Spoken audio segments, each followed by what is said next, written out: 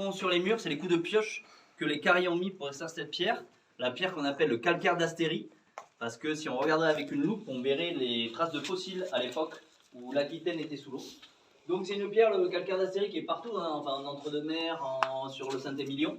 C'est une pierre très poreuse parce que compactée géologiquement uniquement 42 millions d'années, contrairement à d'autres comme le granit qui est resté 150 millions d'années. Donc c'est une pierre, comme on voit à Bordeaux, tous les murs de Bordeaux sont noirs de pollution parce que la pierre absorbe la pollution.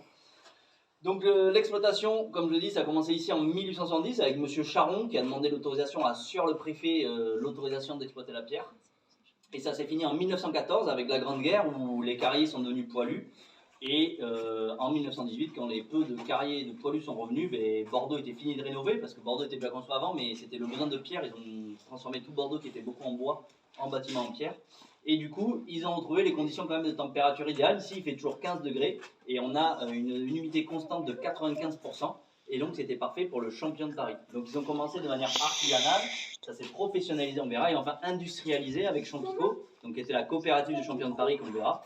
Oui. Et on verra ça dans un instant. Donc, par exemple, les traces de myciculteurs, comme on dit, donc ceux qui font les champignons, c'est derrière moi.